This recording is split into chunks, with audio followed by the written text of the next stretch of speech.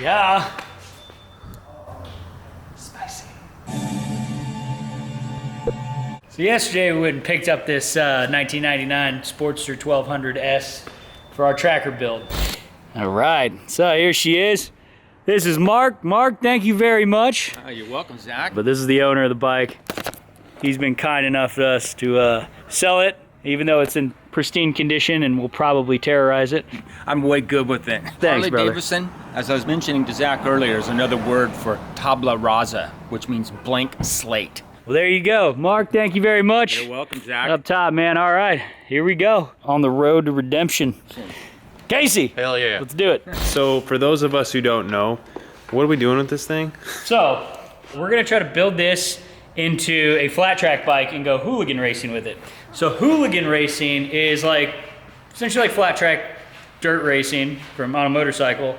You can take one of these bikes. There's just very few rules.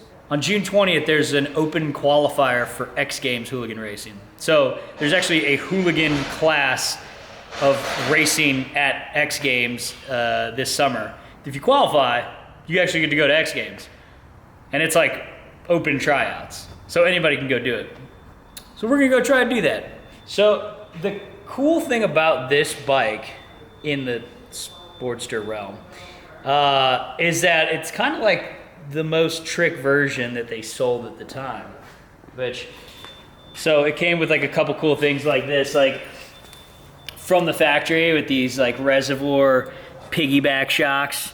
The front suspension came with preload adjusters, which you wouldn't get on any of the other 39 mil Harley front ends from that time. Another difference to this bike is that these come with dual plug heads. So there's 2 spark plugs per cylinder head as opposed to 1. Now this bike is in like really good shape. It's only got 17,000 miles on it. So what we're gonna do to this, we got a number of things going on. We're gonna change the whole body of it. This color is awesome. We're gonna try to stick with this color, but we're gonna attempt, if we can find one, to get a smaller peanut tank. We're gonna do away with this seat and this tail section and obviously the front fender. We're gonna replace it with a Saddlemen tracker rear piece. So it comes like the seat and then like a really badass looking like fiberglass, whatever, injection molded. I don't know what it's made of, but it looks rad. If we have time, because we gotta do this entire build in like 3 days.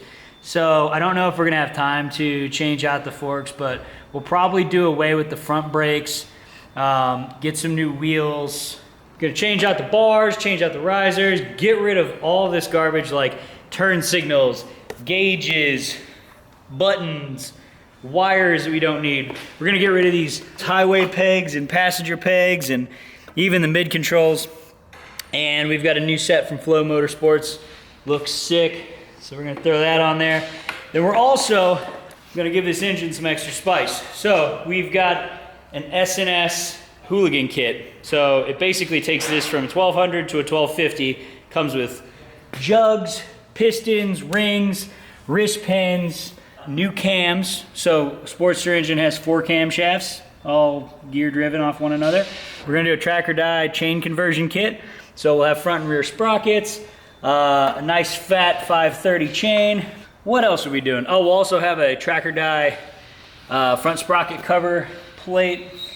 And honestly, that's pretty much it. You know, you don't need a ton of stuff to make one of these.